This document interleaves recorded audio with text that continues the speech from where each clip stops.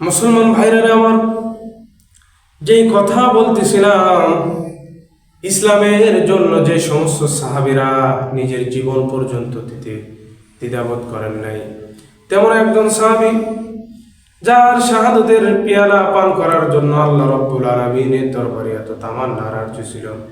সেই সাহাবীর নাম হলেন হযরত খালিদ ইবনে ওয়ালিদ রাদিয়াল্লাহু তাআলা আনহু।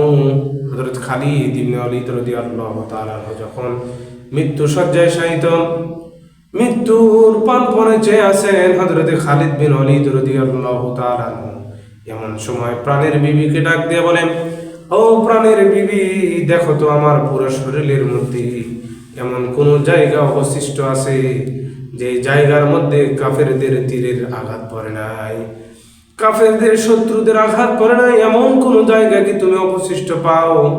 অতঃপর হযরতে খালিদ ইবনে ওয়ালিদ রাদিয়াল্লাহু তাআলা আনহুর স্ত্রী পুরা শরীর ভালো করে চেক করলেন। পুরা শরীর যখন ভালো করে দেখলেন, এরপরে বললেন, ওগো প্রাণের স্বামী, আপনার পুরা শরীরের মধ্যে এমন কোন জায়গা অবশিষ্ট নাই যে জায়গার মধ্যে শত্রুদের আঘাত পড়ে নাই।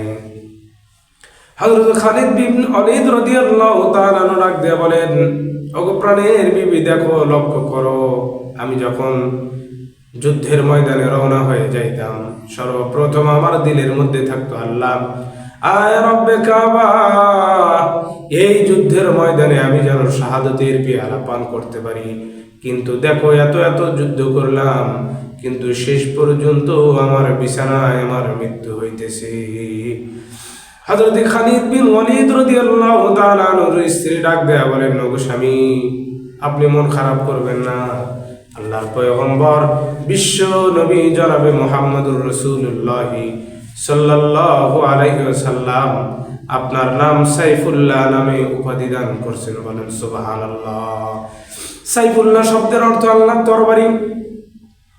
যেহেতু নবীজি সাল্লাল্লাহু আলাইহি ওয়াসাল্লাম আপনার নাম সাইফুল্লাহ নামে উপাধি দিয়ে দিয়েছেন, আপনি বলেন তো গো স্বামী, পৃথিবীতে কিয়ামত পর্যন্ত আল্লাহর তরবারিকে নিচু করবে, আল্লাহর তরবারিকে মাটির সঙ্গে বিলীন করে দিবে, এমন কোন কাফের আল্লাহর জমিনে তৈরি হয় নাই।